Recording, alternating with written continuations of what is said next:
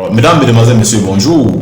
La dernière fois, nous avons défini ce que c'est que l'impôt libératoire. Aujourd'hui, nous allons parler, nous avons expliqué ce qui compose cet impôt libératoire, parce que l'impôt libératoire regroupe un certain nombre de petites taxes. Nous allons parler principalement de l'impôt libératoire.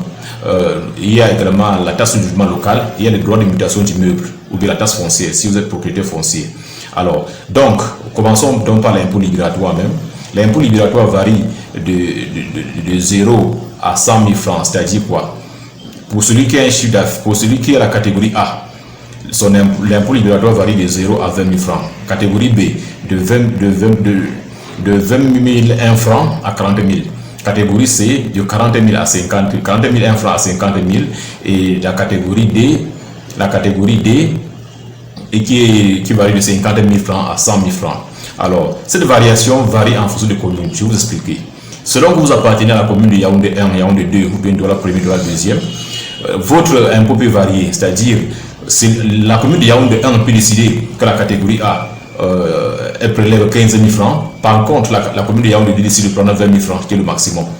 La commune de Yaoundé 4 peut décider pour ceux qui sont à la catégorie D de prendre 60 000 francs. Par contre, ceux qui sont à Yaoundé 5 par exemple, la commune décide de prendre 90 000 francs, bien 100 000 francs. Donc, le montant peut varier en fonction des communes. C'est le conseil municipal qui délibère et choisit le montant à payer.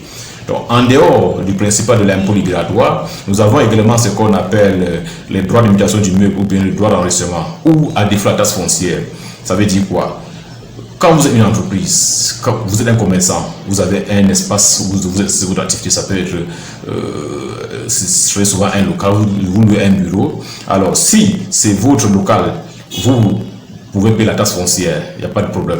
Mais ça peut dépendre, ça peut être que vous louez votre lieu de commerce d'activité, vous allez donc enregistrer le contrat. En dehors de cela, également des droits d'enregistrement dont je parlais, il y a également ce qu'on appelle la taxe sur le développement local, la TDL. Elle varie à l'impôt libératoire de 7 500 francs à 15 000. Donc voilà les éléments qui constituent l'impôt libératoire. Par abus, et dans certaines communes, certains centres des impôts prélèvent aux contribuables les précomptes sur loyer. Je dis et je répète, les précomptes sur loyer ne sont pas assujettis, les agents de l'impôt libératoire ne sont pas assujettis aux précomptes sur loyer. C'est par abus.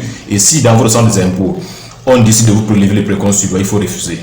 Les contribuables de l'impôt libératoire ne subissent pas les précomptes sur loyer. Alors, c'était Moulio Mazou, président de l'association camerounaise pour la défense du droit des contribuables. Nous sommes dans le cadre de la sensibilisation des contribuables. Dans les veilles des contribuables, nous serons toujours là pour vous servir. Merci.